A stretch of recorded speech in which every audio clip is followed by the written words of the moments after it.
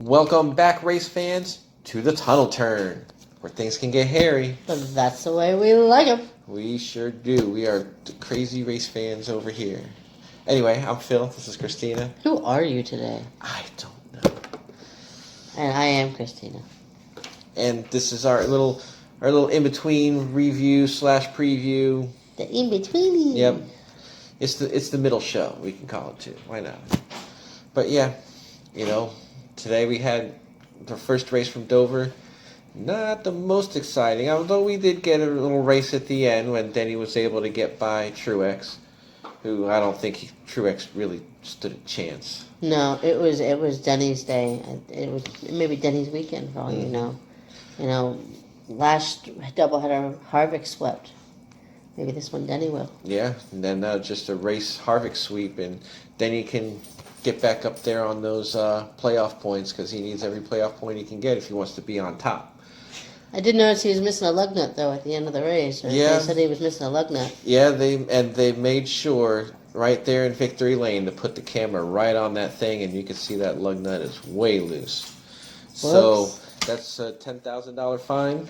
Just like that. Just like that. But no points. It's not a points thing. It's no suspension. 2 lug nuts get you a suspension and a bigger fine. And it's just money, right? Yeah, right. Anyway. But yeah, otherwise, not a whole lot happened because we had all this green flags and there couldn't be any kind of a pit strategy because you had to pit in the second stage and then you had to pit in the third stage. So, and with no caution, everything just continued to play out, and they were just racing till the end. That's it. Nothing more, nothing less. It was just a really quick and over. And yeah. What else can you say? Miles, we need something better today. We're counting on you for a good race today. Yeah, but I think Dover usually is a good race. Occasionally you get the time where you're just running green flag after green flag, and there's usually some cautions in there, and then you get late race restarts.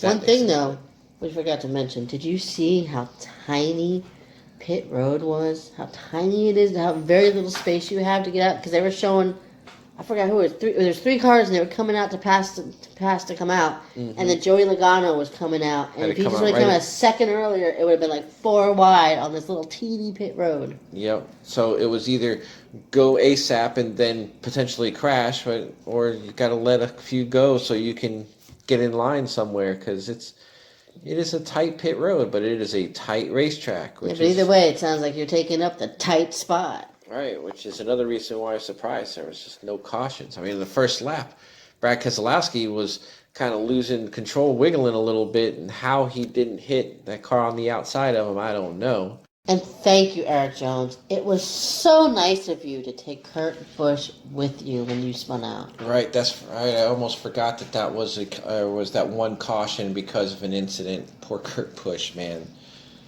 That's got to suck. You don't even get a feel for the race car. Nope. And then all of a sudden, boop, bam, crashed. And there went my safe bet. Right, and at that point, there's no point in getting the car. You're not going to get the car fixed enough to run laps. The 5-minute clock, that front end was smashed. And even if he could, he'd be down God knows how many laps. Yeah. At that point, and he would just be riding. Right. Are you really going to learn anything? You're not going to learn anything. He's got enough points that he's not going to fall out of the top 16. So they were out of the race, 40th place, dead last. And now they know nothing going into tomorrow's race.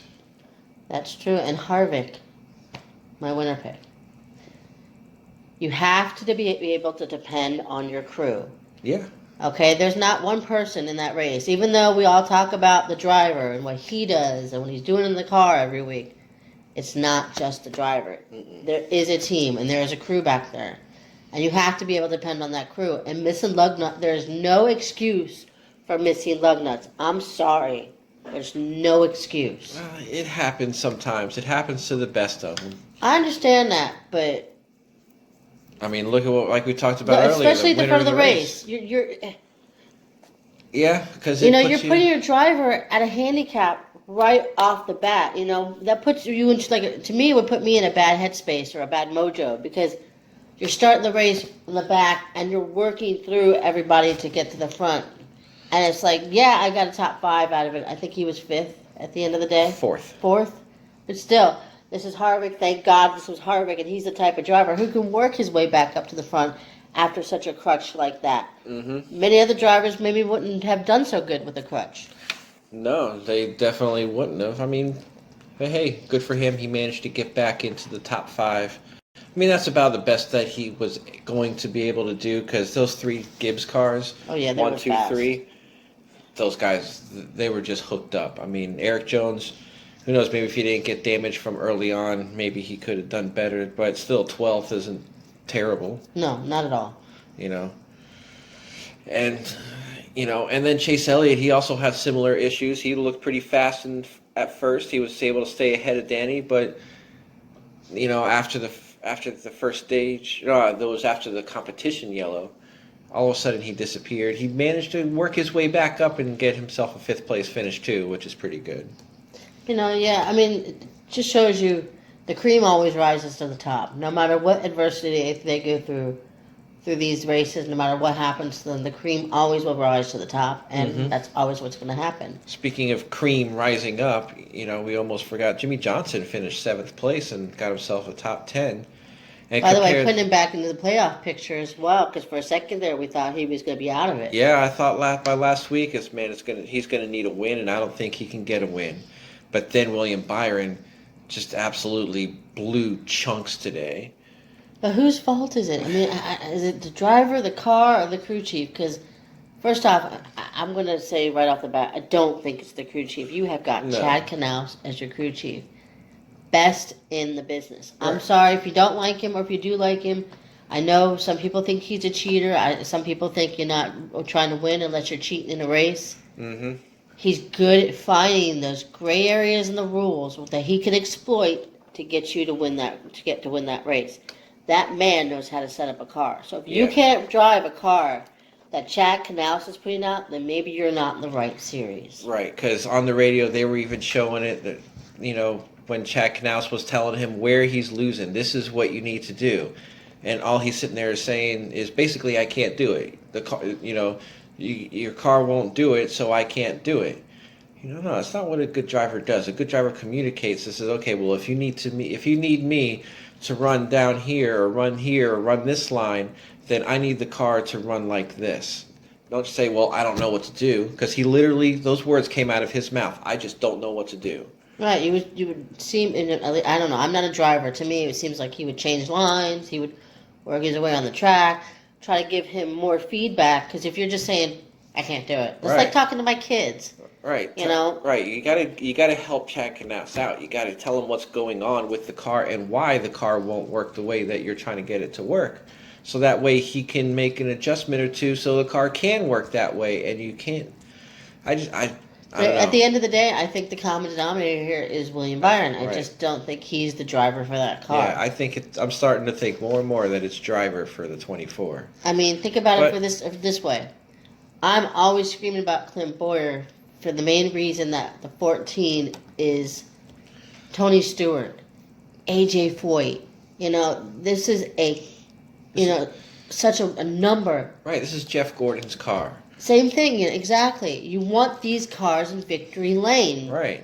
Not just for the car, but for the name, because that's Jeff Gordon's ride. But also you want it for the kid too. But you want it because it's Jeff Gordon's ride in victory lane. Right. I mean, this is William Byron's 3rd year in the Cup Series, and he hasn't even won a race yet.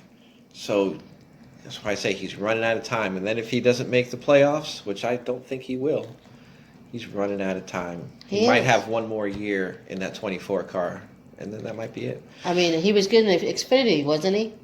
Yeah. And maybe he should stay with that maybe a little bit longer. I mean, yeah, he's young because he's still only 21 years old, and I get all that, but that's the price you pay when you jump right into the Cup Series when you're 19 Exactly. years old. Look at Joey Logano. He took his bumps. Everybody, it was too soon to put Joey Logano in the 20. I mean, so maybe he could go to another car one day in the future or something like that. I don't know, but I They just need to think it's figure early. something Yeah, out. I think it's just early for Because him. he's got Chad Knaus. You know, like you said, they got to be able to figure something out. Well, let's move on. Yeah, let's move Tomorrow, on. Enough about William Byron. a little bit more whining too. Did you see Martin Truex Jr. just wow wow wow at the end of the race? No, I Ugh. loved Martin Truex Jr. But come on, he's pissed off in Amarola for holding him up. I understand he's a leader, but dude, this dude, he don't want to lose his lap, and we both Right. know if it was the other way around, Martin Truex be holding him up just as much. Right, he'd be racing for that just as exactly. I mean, it's up to you to get to navigate through traffic. I mean, yeah, to a point, maybe they could give you a lane, but I mean, it's not like he was completely blocking. Truex says he was. Truex says every time he went high, Amarola went high, and so whatnot. But Well, what's he supposed to do? Just right, let him go on by? He's right, on. He's at the tail end of the lead lap. He right, wants to stay on the lead lap. exactly. And if your car is really faster, you find a way by. Kind of like Exactly. Denny Hamlin found his way by you, and then Exactly. shortly after, very quickly found his way by Almirola. Exactly. You know. Because Denny Hamlin had the better car. Denny Hamlin was going to pass him and beat him no matter what, I think. One thing that I have noticed that will never change in all the years we've been watching is the whining. If you're a driver, you're gonna whine no matter who you are. The best of them doing it, and the worst of them doing it. Because Yep. I've seen Tony Stewart do it too. Yep. I've seen Dale Earnhardt whine a time or two. So it's what drivers do. They think that Yeah. everybody should get out of their way, and you got to let me get through. Exactly. It's just being passionate drivers to a way. Yeah, that's But true. dude, you still got to win too. Exactly. You As know, long if you're winning races, you can whine a little bit. right? All these thirds and this second, all these races in the top three is great and all for points, but he's not exactly in a spot that he can gain that much more playoff points by gaining driver points. He's got to win races. Dude, you only got 7 playoff points right now. Mm-hmm. 7. That's it. Right. Exactly. 2 races left. Right. Tonight and next week.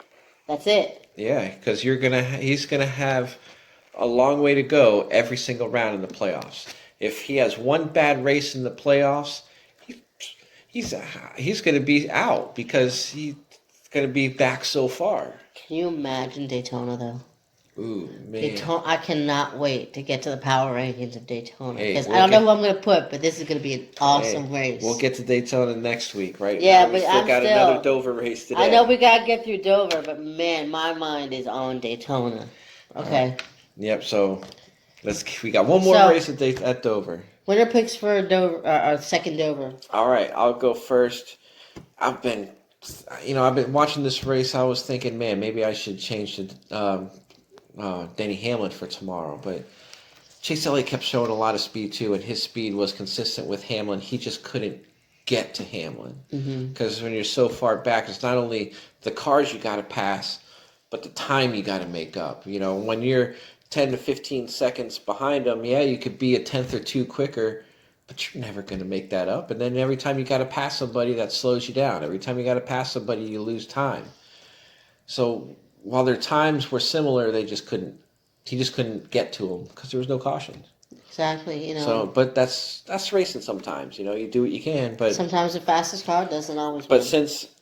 But because of that, I'm going to stick with Chase Elliott for today's race or tomorrow's race. Today, tomorrow. I get confused sometimes, but maybe by the time you see it, it'll be today.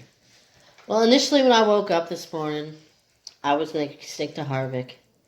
But then my phone rang. And lo and behold, it was Big Denny D. And I'm like, hey, Denny, what's up? He's like, yo, girl. I know I've been getting a couple seconds here lately, but you saw yesterday. Girl, don't count me out.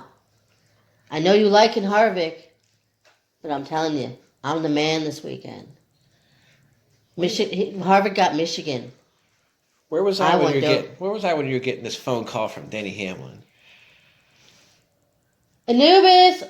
He was out walking the dog. Anyway, so he's like, girl, I'm sending you a broom because I'm going to sweep this weekend. So let him know. Tell the world I'm sweeping this weekend. So I said, How could I not believe that and not pick you? And I gotta go because my husband's coming in from walking the dog. Click. I'm picking Denny Hamlin. Well, all right. So there you have it. She has Denny Hamlin. It's quite a story. We're gonna have to have a talk later. All right. Well, Don't forget about the giveaway before we yeah, go. that's what I was about to get to. We have our subscriber giveaways. It's Jeff Gordon 1995 Championship Commemorative Tin with cards and certificate of authenticity inside. That's really, really nice for any race fan. And me, Tuttle Turn Chris, CHRAS, no K's around here on little C. May have a surprise in store if we get to 75 subscribers. Could be something cool. Man, are you gonna let me know what that is already? Or are you gonna keep it a secret? She's just keeping all kinds of secrets around here. I might as well just go. Just turn the camera this way a little bit before you do. But all right, well, I guess that's about it. I hope you liked it. If you liked it, please hit the like button and subscribe. We've got a lot more fun to have here.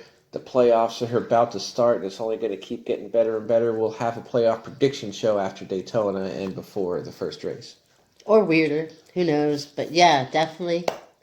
I'm down to picking 4 championship drivers. Put yours in the comments if you got a championship 4. Mm-hmm. Do you think it's that obvious, the championship 4? Maybe not.